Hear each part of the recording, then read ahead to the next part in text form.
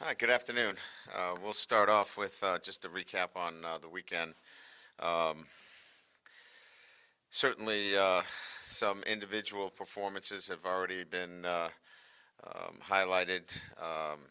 SEC accolades, obviously, you guys are aware of. Jay Ward, BJ Ojolari, defensive back and defensive lineman player of the week in the SEC. We're proud of their accomplishments and like to note those accordingly when those kinds of performances are highlighted. It's very difficult to be a player of the week in this conference, and we like to give them due notice when they are outstanding performances like that. As a team, obviously, any victory in the SEC is a great victory. Um, the way we came back in the second half, I think the overall performance from our defense from start to finish was outstanding, and then we rallied offensively and executed much better down the stretch. We'll look to certainly improve on the offensive performance and its consistency for 4 quarters, and continue to work on consistency in the special teams game. But I really liked I think physically and mentally how our guys stayed with it the entire game. The sense on the sideline for me was really good, that our team was at no time anxious, panicking, didn't believe that they were going to find a way to win the football game. So it's a very good trait to have moving forward, and we'll look to build on that. As we move forward now, getting another home game, excited to be, in Tiger Stadium again for a third consecutive week. But now we have to look towards persistence and consistency. Looking at a football team now that has a chance to be a good team, you have to have consistency, and that means coming back after a good win and putting together a complete performance. And so that is mental and physical, and that is in how they prepare. So we start that preparation today. We work through the week. Our expectations and our standards are that we have a great week of preparation, regardless of who our competition is, whether it's an SEC competition or not. We need to be consistent in what we're doing, and that will be the challenge this week. The maturity will be on display in terms of how mature we are as a football team, and can we handle success? We had some success this weekend. How do we handle it this week in our preparation? New Mexico is a challenge. We had Zach Arnett's defense and Mike Leach's team this weekend, and that defense is a handful. We saw it. Mississippi State was difficult to handle, especially in the first half. They keep you off balance, and Zach came from the Rocky Long tree, and we go against a Rocky Long defense this weekend. It is a good defense, and they have caused people fits. They're a defense that is in structure, has some similarities. They're allowing 13 and a half points per game. Third down, they're outstanding. I think they're fifth in the country. They forced 7 turnovers this past weekend, 7. So you can imagine, I think top 5 in the country in terms of, forcing turnovers. So this is a defense that will give you problems. If you're not executing at a high level, they'll turn this game into a close game. There's no doubt about that. Offensively, and again, obviously, head coach Danny Gonzalez does a really good job. He's a noted offensive mind. He's always been really good as a play caller, and it's a pistol midline option offense, ball control. They've got some talented players on the perimeter, and it's one where obviously they're playing.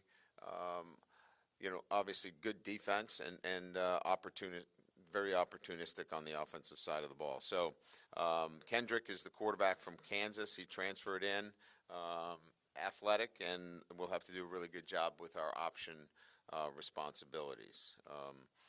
But again, I think, as I mentioned, a lot of this is in our preparation and consistency and how we handle things going into this weekend. So with that, we'll open up to questions.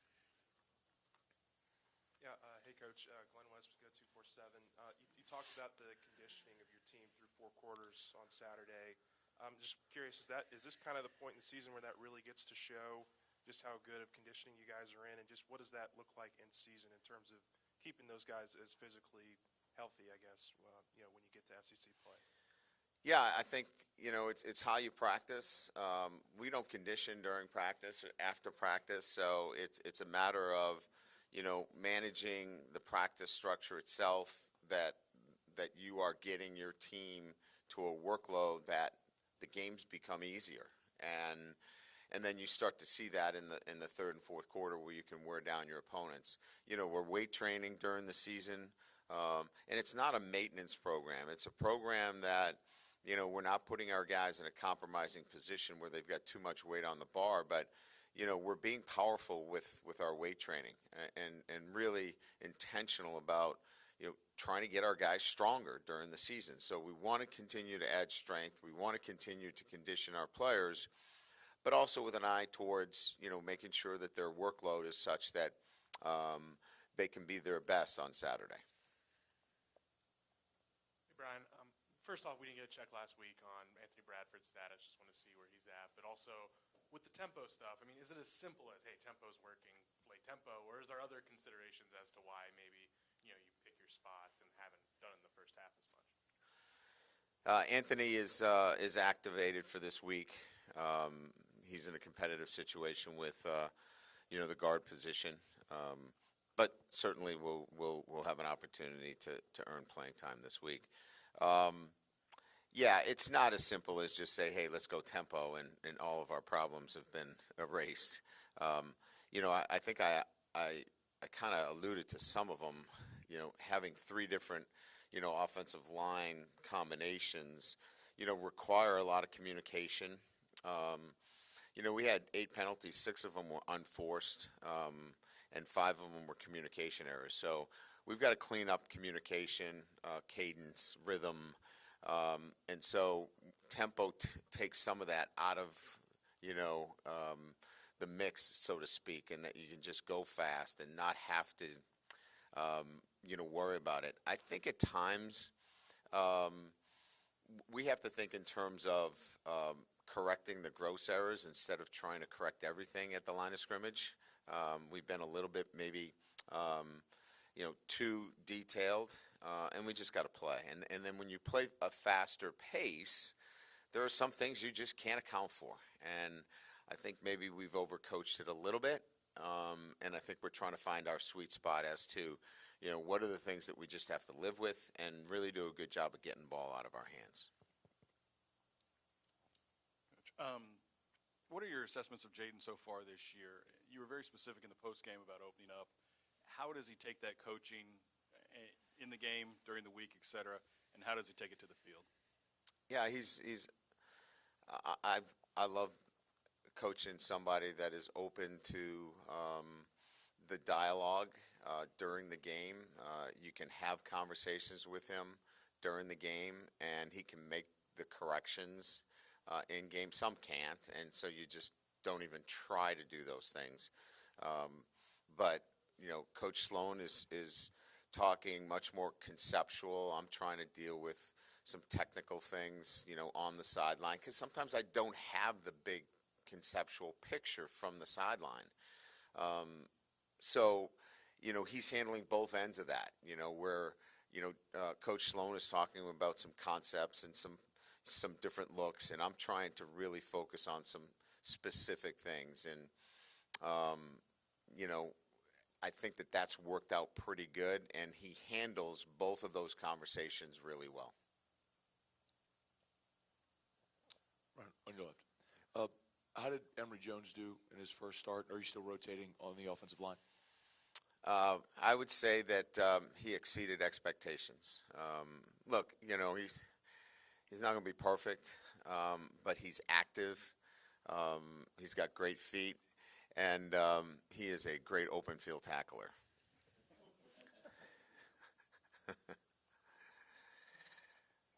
Ryan, Will Snyder from The Advocate. You talked about this a little bit after the game in terms of how Kayshawn getting double covered is opening things up for Malik. At the same time, do you feel like you guys need to do some different things to get Kayshawn going, or is that just going to kind of have to maybe live with that a little bit? Yeah, I think that's a little bit of both. I mean, I think, look, this is never one-sided, right? It's never all on the player. It's never all on the coach at this level. I think you have to look at both, right?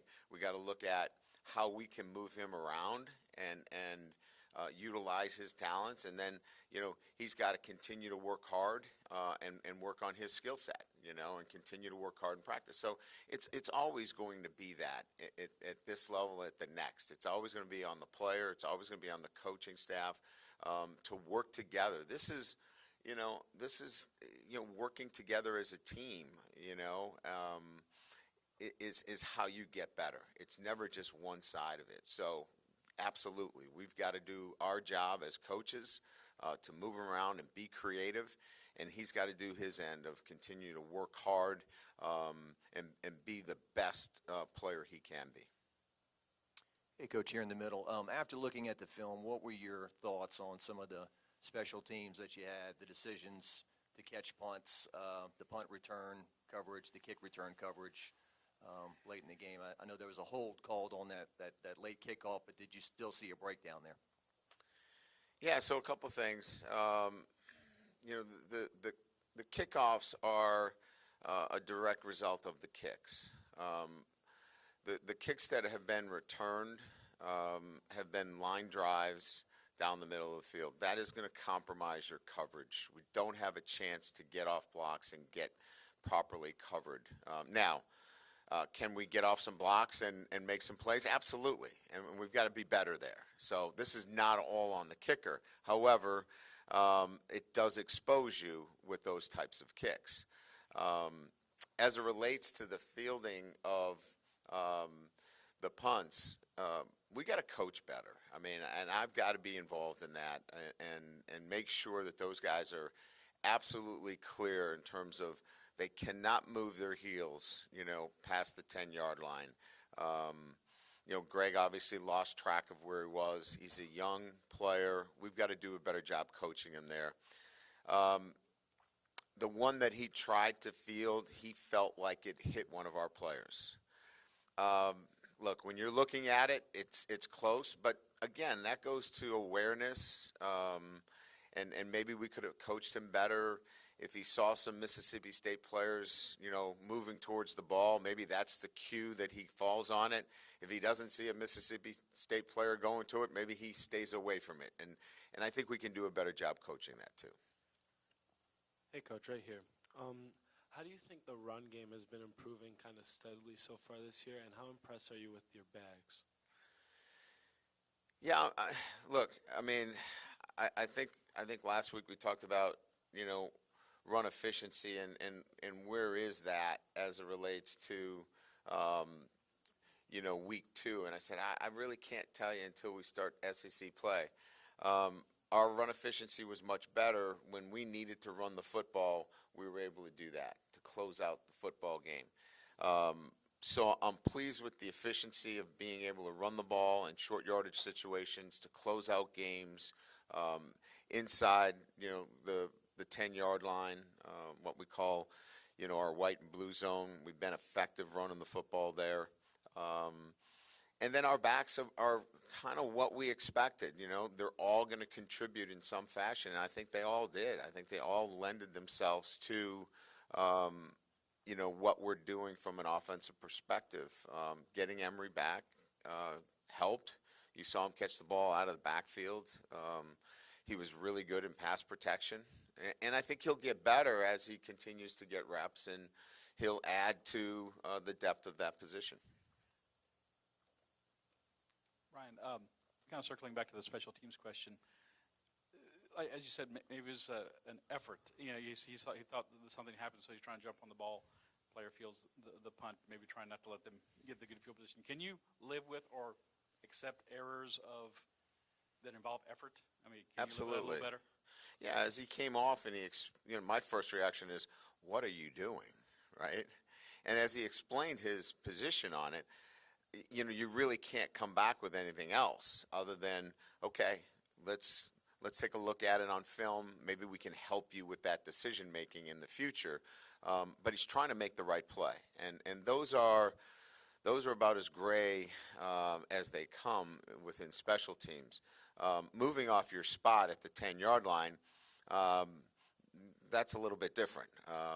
That has to be coached, and there's got to be more discipline in those situations. So there are going to be some of those gray areas.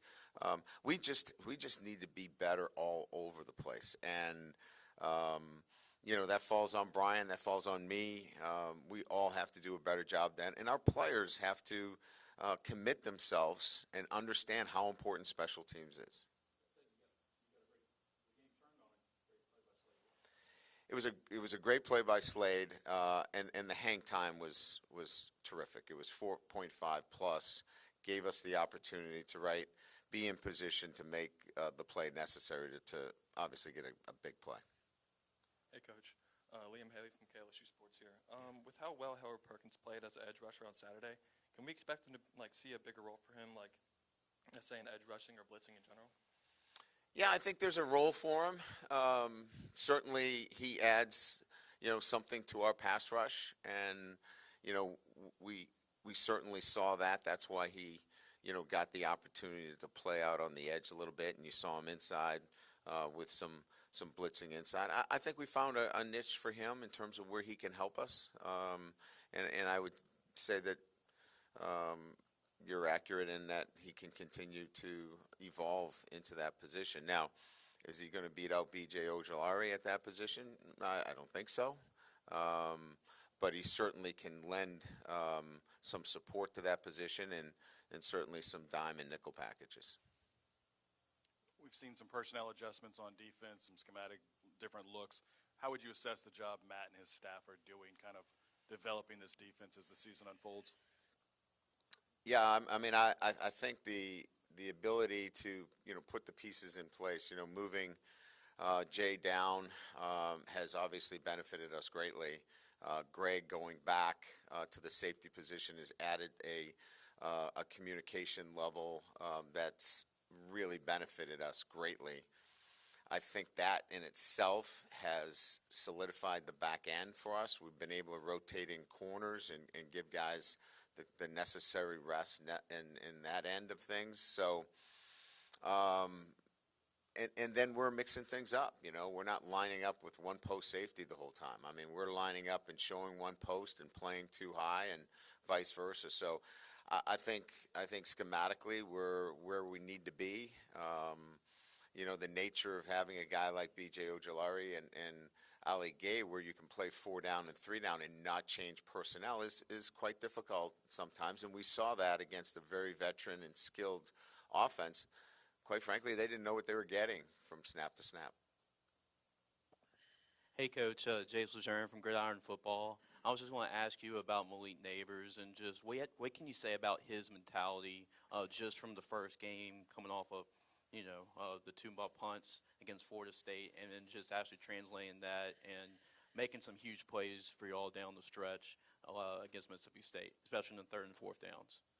Yeah, I mean, it's I think we hear this all the time, in that he has he's been able to focus and refocus. He's been able to move on to the next play, and that is a great quality to have, especially in the game of football. You're going to have some adversity, and he's had it. He's dealt with it, and he's moved on, and he's stronger for it. He's been really good. We've seen his ability to make dynamic plays for us on the offensive side of the ball, and I just think from that perspective, he's really grown. Coach, what was your evaluation of Brooks and Ward making that switch in the secondary? And then do you have any update on Ward after taking that little knock after the interception? Yeah, we were looking for better communication. And, Jay is a very active player, physical player. We saw that, with the play this weekend. Greg is too, but Greg is a veteran player that is used to playing back at that safety position and a very good communicator. So it was just getting to know our personnel better and really plugging them in where we felt that we would be, better served, whether it was, on the offensive line, whether Frazier's a guard, whether he's a tackle, whether Emory Jarvis is better at guard or tackle. We're just trying to get to know our personnel and find out what the best lineup is, and that was kind of, what that was. Yeah, I mean, he was a little banged up, but, we expect to have him for this weekend. Brian, ideally, do you want Jaden Daniels to run less, or are you okay with him taking on that much of a workload running the football? Yeah, I mean, I think when we evaluate when he runs, we want to see that if it was within the progression and it was a really good coverage, or maybe that play wasn't great against this coverage, or we got beat at the a particular position and he got flushed, versus you turn down a potential high-low read and you took off, right? And so that's what we're trying to evaluate, and it's really a little bit of both. I think there's still growth there where we can stay a little bit more patient and a little bit more locked in on the progression. And then there are sometimes the really dynamic runs that there was just nothing there and he made something happen. So you want to be careful where you go, hey, you're running too much, and then when he needs to be dynamic, he's not. So we have to be very careful, and along the way keep coaching him to really do a great job of getting through his progressions and seeing the things necessary that allows us to be balanced in both. Brian, obviously you were really high on Mason Taylor in the preseason. Just how would you evaluate what he's done so far? What is it kind of about him and his skill set that's allowed him to play and sort of take over that role as a freshman? I think he's very confident in his ability. So I think it starts with confidence first. I think second, it's a pass-catching tight end, a guy that has really good hands, his ability to run after the catch, extremely athletic. So I think it's skill set, confidence, and he's put on the necessary size to, go into traffic and make some plays. We didn't find him very well on Saturday. Maybe a couple of freshman mistakes. He stepped out of bounds on an arrow route where, he needs to know where he is. But, those, I'm okay with those. That's a learning curve. And those are great opportunities to point out to a freshman that he's not going to make that same mistake twice. But I would say confidence, and then just the physical attributes that he has. Hey, Coach, down here. I was sort of curious as to how do you think John Emery sort of fared in his first game back, and how was he feeling sort of after the game after not having played for over a year? He was elated after the game that he actually played football for the first time in a long time. He was sore, he was tired, and I think he had all the feelings that he remembered in playing. So I think the post was really good. He was really nervous going in. But I thought he, afforded himself very well. I thought he ran with pretty good vision for a guy that hadn't played in a while. I talked about rust. There was some, but again, I think all in all, caught the football, played with low pads, and he'll get better. So I thought a good first game for him. Coach, you have four right here. Oh yeah, sorry. In the front. You have 4 place kickers on your roster. How have you seen the recruiting landscape for kickers change over the years, and have you ever changed kickers mid-season? I think I have changed kickers in mid-season. I'm not interested in changing kickers right now. I think our kicking situation is much more technical than it is anything else. We've just got to clean up some technique. But we've got a scholarship kicker as well. We've got a transfer from Northwestern who's talented as well, in Finnison. So Dybert, Finnison, Ramos, Peyton Todd's a really good punter. I mean, we're pretty deep in kickers. Bramlett obviously punted the ball very well. So I really think that there's some great depth there. But we're not going to say there's never competition at the position. If we feel like we need to make a change in a particular area. For example, we got to change kickoffs versus field goals, extra point. We'll consider all of those things for the betterment of the football team.